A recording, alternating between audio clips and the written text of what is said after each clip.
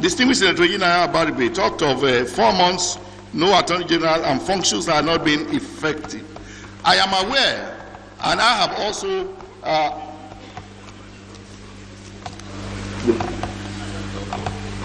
Senator Bina, sorry, most respectful. I am aware that there are agitations now all over the country for a separation of the office of the Attorney General from that of Minister of Justice. It is unfortunate that Nigeria does not, have these separate offices.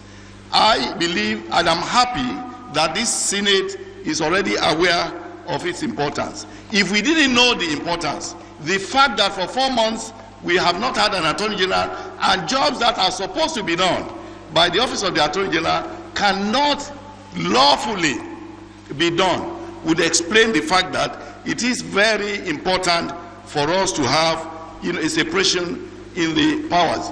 That the importance of having a separate Office of Attorney General is that once he's appointed, his tenure is like that of a High Court judge. He cannot be removed except with the approval of the Senate. To that extent, he will be able to move even against high government officials, when they are required to be moved against. So it is important that, what has happened for the last 4 months is been lost already. Unfortunately, we have lost the last 4 or 5 months. But I believe that with the appointment of the ministers, it is possible that lost grounds will be regained.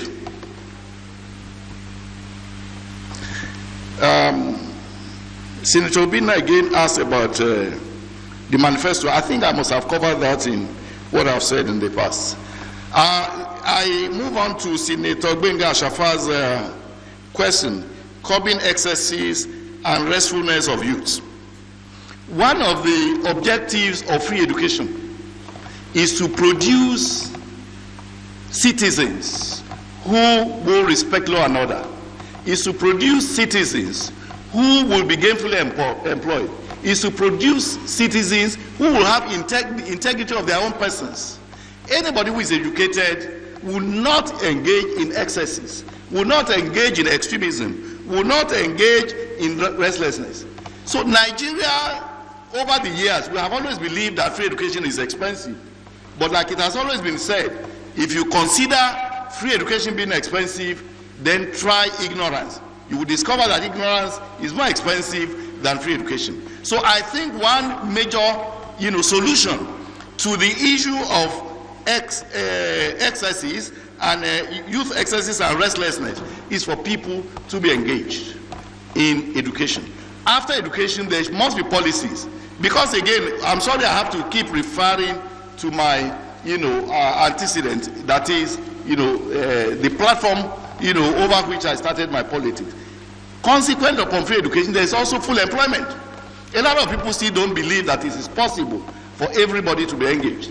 As small as I am, as young as I am, I think I have adequate ideas about how government can ensure that everybody is educated, both those who are currently unemployed and those who are underemployed.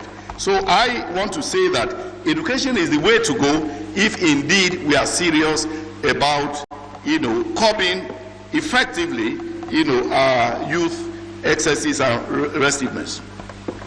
The next question is about specific role that religious leaders must play in government. With due respect to all of us here, I always see the behavior of politicians and public officers as that of an ostrich who hides its head in the sand, whereas the rest of the body is outside. We are all religious, and yet we don't want religion to have any role in governance. If I have my way, all religious leaders should be paid officers. Government should pay them salaries so that they can play the role of moralizing society. As I am, with all due respect, I don't need a policeman or EFCC or ICPC before I determine that I will not steal. I don't need a policeman before I decide not to do evil, because I know that God, who is the ultimate policeman, who is more effective than our police would see me. So if we can preach these ideals, and I'm happy that these ideals are taught by both Islam and Christianity, we will spend less on maintenance of security. So I believe that religion must be made compulsory in our institutions. And then we should also ensure that even in the Senate, there would not be any, it would not be out of place to have both a chaplain and an imam, so that before the commencement of plenary every day, they would give one item of lesson or the other about governance. I am happy if you have.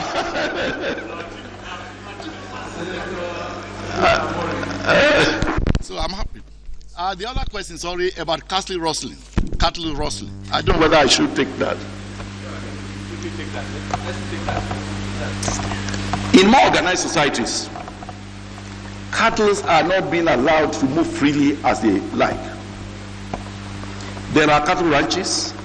There are thorough paths for them to move. It is even in Kenya, cattle don't just move about. There's no doubt that those who have farms cannot take their farms away from their lands. For the cattle rearer, when he's going in a direction, excuse me, he hardly knows or cares whether there's any farm or not. He's sending his cattle because he needs food for the cattle. And because these people are very, very desperate, they are prepared to kill in the process of defending what they consider to be the right of their cattle to feed. So I believe government has a responsibility, particularly now, to ensure that at all levels of government, at the local government level, at the state government level, at the federal government level, we establish cattle ranches which will be necessarily fenced. There are easy ways of doing that because even in Africa here, we have examples to copy. So I believe that the solution is to ensure, and I'm happy that I'm before the Senate, which has the ultimate responsibility for law to bring about orderliness and security of the Nigerian people. So, with all humility, I hope that this will be a challenge for us as a Senate of the Federal Republic of Nigeria. Mr. President, for this opportunity. Igor Yota Amori. I represent the good people of Delta Central, Delta State, and all Urhobo people anywhere they are in the world. The bad ones, I don't represent the bad ones, I represent only the good ones. Alhaji Shittu, thank you very much for your nomination. I have gone through your CV, very, very rich. You were once Attorney General of Oyo State. You were once a member of the National Committee on Hajj between 2000 and 2003. I ask, in the last election, this last election, you were a gubernatorial aspirant in Oyo State. You lost. Are you in tribunal? Are you in court? And if you are in court, if you win, will you want to go back as a candidate of your party? 20th in his CV said in 2014. In his CV, 2014. Address it. And I understand you are in court with the present governor of Oyo State. If you win, will you want to go back as governor of Oyo State? Or you want to remain as a minister if you are cleared? 2, you were Attorney General of Oyo State. If you are cleared and you are made Attorney General of the Federation, what reform will you want to introduce into the justice system? 3, hello, you were a member of the National Committee on Hajj between 2002 and 2003. 2000 and 2003. In view of the recent happening in Saudi Arabia, what reform will you introduce to ensure that such occurrence do not happen again? And finally, what role did you play in the Ife Mudakake riot in the early 80s? Positive or negative? Thank you, Mr. President. Senator Danjuma Goje. It was Oyo then. Thank you, Mr. President. I am Mohammed Danjuma Goje, representing Gombe Central. Mr. Nomini, I want to take you through the memory lane. On the eve of the gubernatorial primaries, I was in Lagos as the chairman of the screening panel. And you came before us intending to contest against the sitting governor in the primaries of APC. And we asked you a question. Why do you want to contest against sitting governor when the other state, the Ogun State, which also has a sitting governor, has no opposition? And your disposition to us as a panel was that you and the governor never see eye to eye.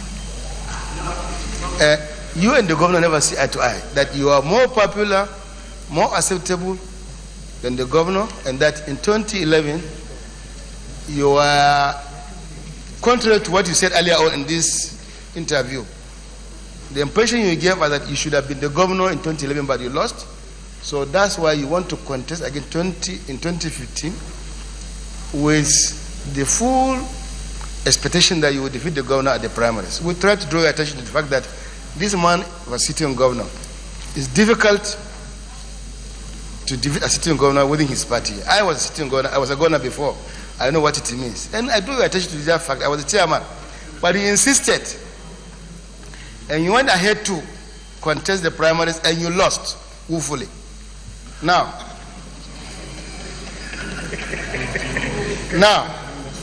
there's this general notion, and I saw in the papers last week, some states where there will be likely frictions between governors and ministers. Would you tell this hallowed chamber whether, if we confirm you, you will cease, you will put your sword back and work in harmony with the governor? That's question number one. Question number two, and question number two related to question number one, are you still going to contest in 2019? Shittu, I think you better take this set of questions. Yes, they're still fresh. Yes, sir. Thank you, Mr. Senate President. It is true that I contested as a candidate of CPC for the governorship of Oyo State in 2011. In 2014, 2015, I was not even given the opportunity to contest, and I'll tell you why. In 2015, well, ironically, it is really supposed to be an internal APC matter. I don't know whether senators want me to